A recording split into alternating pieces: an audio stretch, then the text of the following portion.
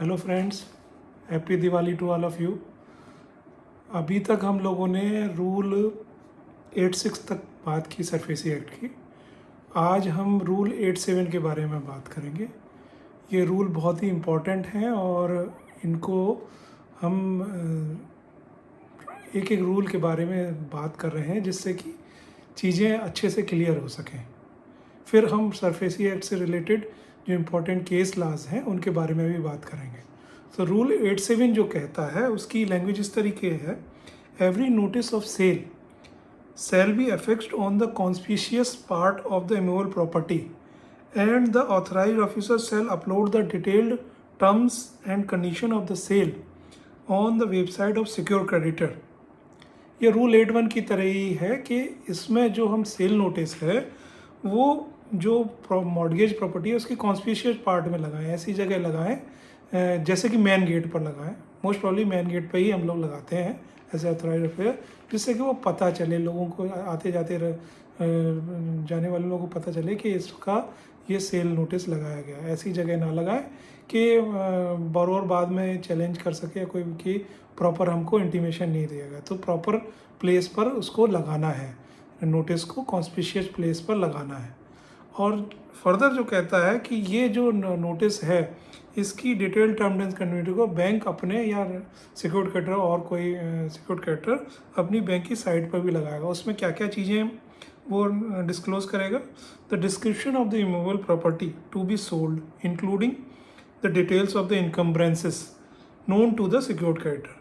इसमें कहता है कि जो प्रॉपर्टी मोबाइल प्रॉपर्टी सेल हो उसका डिटेल डालेगा और उसमें ये भी शो करना है कि कहीं कोई और इनकम्बरेंस तो नहीं है, किसी और अथॉरिटी का उस प्रॉपर्टी पर चार्ज तो नहीं है।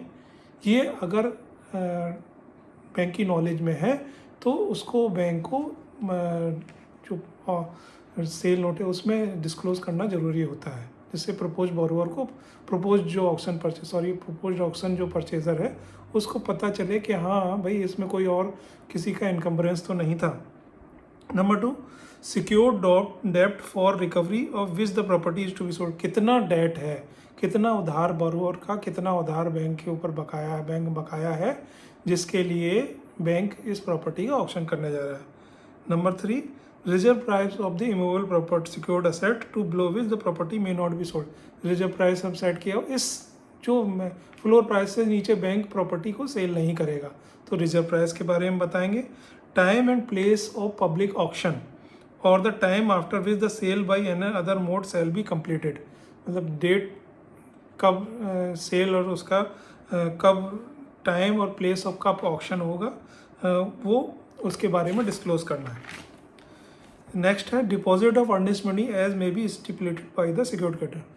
डिपॉजिट और मिनिमम 10% जमा करता है तो कितना पैसा किसी भी प्रपोज्ड ऑक्शन परचेजर को कितना पैसा मिनिमम जमा करना पड़ेगा उसके बारे में डिटेल डालना है अर्नेस्ट मनी का। एनी अदर टर्म्स करने which the authorised officer consider it necessary for a purchaser to know the nature and value of the property. कोई भी इससे अदर देन इसके अलावा कोई भी अगर इंफॉर्मेशन सिक्योर्ड क्रेडिटर के पास है, authorised officer has to disclose this information, जिससे कि फ्यूचर में जो भी ऑक्शन परचेजर हो वो ये क्लेम ना कर सके कि ये चीज़ें बैंक को पता थी और बैंक ने डिस्क्लोज नहीं की। इसमें जैसे कि इनकम्बरेंस की बात की कि कहीं किसी का चार्ज है, किसी अथॉरिटी का चार्ज है तो उसको बताना है। हालांकि सेक्शन 26E में जब बैंक का सरसई में रजिस्ट्रेशन हो जाता है तो बैंक का चार्ज फर्स्ट माना जाता है, उसके बाद फर्दर कोई भी चार्ज है तो बैंक का राइट फर्स्ट होता है, सिक्योर्ड क्रेडिटर का राइट फर्स्ट होता है। तो ये तो रही रूल 87 के बारे में बात। फ्रेंड्स, हम लोग बात कर रहे हैं सिक्योरिटी इंटरेस्ट रूल की, इन्फोर्समेंट रूल की, और ये रूल बड़े ही इम्पोर्टेंट है और एक एक रूल के बारे में मैं डिटेल्ड में बात कर रहा हूँ। आपको इन रूल से रिलेटेड कोई भी क्वेश्चन है तो ज़रूर मुझसे पूछें, मैं कोशिश करूँगा कि आपकी क्वेरीज़ का जवाब दूँ। और अगर आपको मेरे वीडियोस अच्छे लग रहे हो तो उसको ज़रूर लाइक करें, सब्सक्राइब करें। मैं आपकी एज ए बैंकर आपकी जो भी क्वेरीज़ हैं उनका जवाब देने की कोशिश करूँगा।